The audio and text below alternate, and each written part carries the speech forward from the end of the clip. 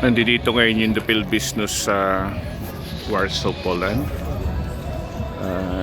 sa kanilang Christmas market, no? Nakita nyo ang daming mga paninda, iba-iba, no? Kahapon naglibot din kami rito. Napakaganda, napaka-organized nila. Ayan, so may ride sila, no? Tapos ayan, namamayagpag ang Coca-Cola. So marami silang booth, no? Kung mamayang gabi mas maganda to kasi very colorful siya, no? Ayan, may drink bar, no? So ito yung cute si kuya, no? So he's preparing something. Oh yes. Yes. What's that? That's a chimney cake. Chimney cake. Chimney cake in English, kołacz in Polish, frydelnik in Czech, Wow. Buntos in Hungarian. So you invite the Filipino viewers. Of course.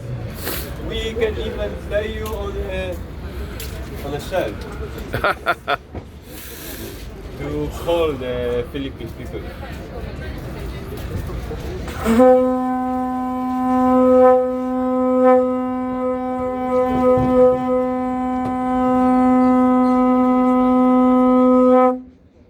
Wonderful. Thank you. Merry Christmas.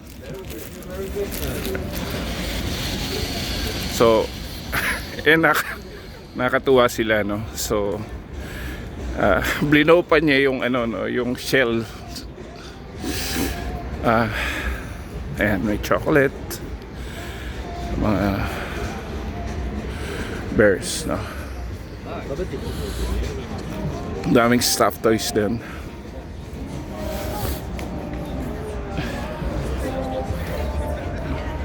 Napaka-organized ng ano nila, no? Ganito rin sa Krakow, eh. Sa Gdansk, no?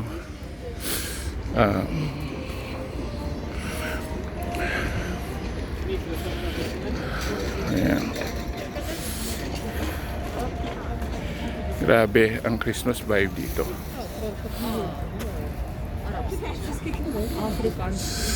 So,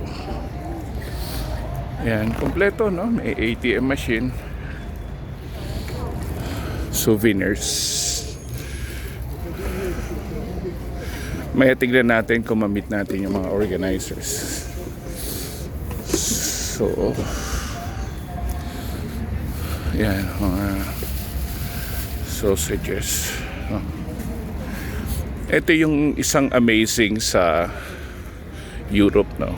Matutuwa ka kasi they support yung mga local entrepreneurs in the creative and festive ways, summer, etc. Wow, what's that? Toys.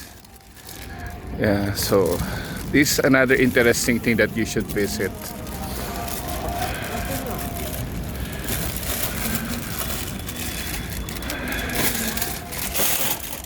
Wow.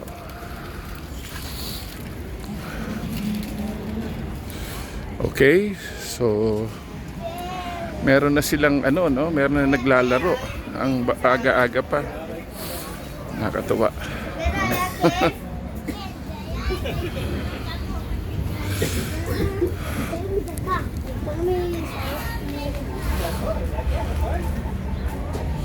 Rogal, salt bread, kompleto, no? Ito yung harap nila, no? Titingnan nyo, napakaganda. Marami nagpapakuha. Ayan.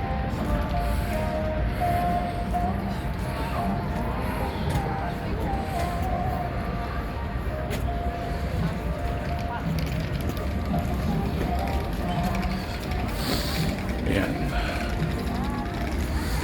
So,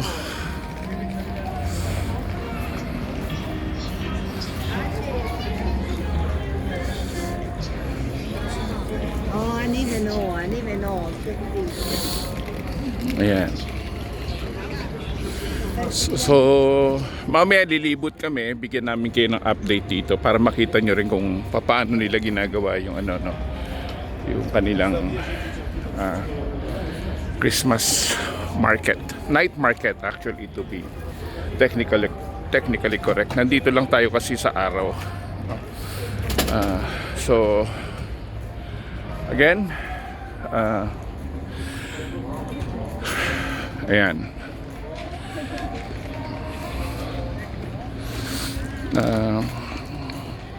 ano nyo, makita nyo na talagang festive yung ano nito, no? Kahit na hindi pa masyadong maraming tao. Ayan. Okay, so